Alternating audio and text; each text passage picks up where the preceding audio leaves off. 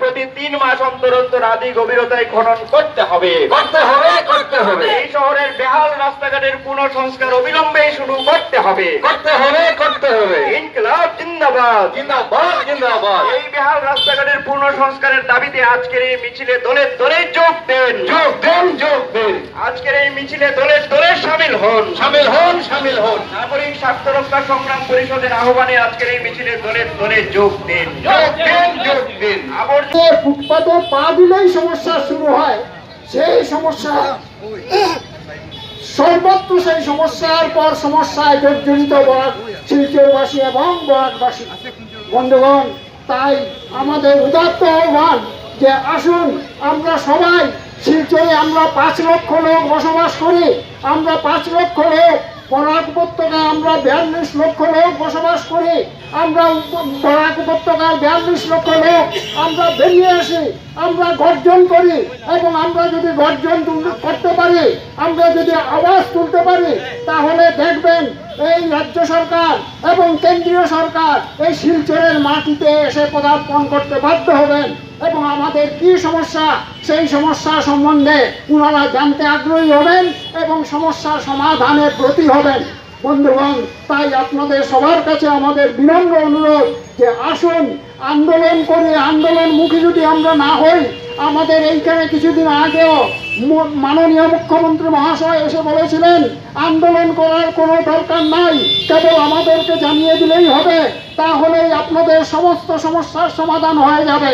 আমরা অহরহ উনাকে জানাচ্ছি আমাদের সমস্যার কথা, কিন্তু কোনো সমস্যারই সমাধান হচ্ছে না। তাই বন্ধুগণ, আমাদের আন্দোলনে নাম ঝাঁপিয়ে পড়তেই হবে।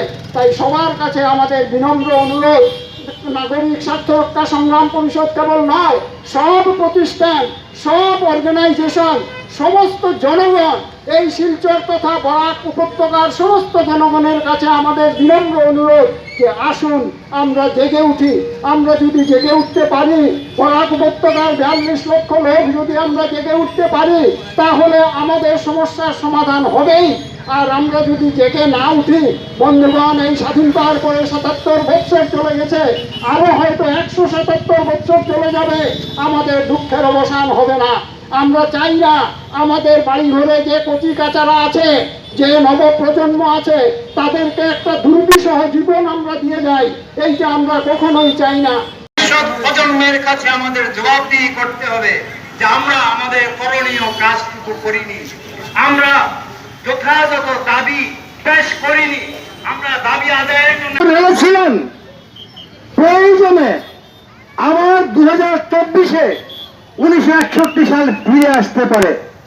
বরাক উপত্যকাবাসীর এরকম সাহস এবং উদ্যম রয়েছে। যদি বরাক উপত্যকাবাসীকে বারবার বঞ্চনার শিকার হতে হয়, সর্ব বিষয়ে ঢিলামির জন্য বরাক উপত্যকাবাসীর দুর্ভোগ বাড়তে থাকে, তাহলে কিন্তু মনে রাখবেন জনপ্রতিনিধিগণ, প্রশাসনের কর্মকর্তাগণ এবং কেন্দ্র এবং রাজ্যের সরকার 1961 ইংরেজি আমরা আবার ফিরিয়ে আনবই। প্রয়োজনে আমাদের রক্ত ঝরবে, কিন্তু দাবি গুলো আমরা আদায় করে ছাড়বো।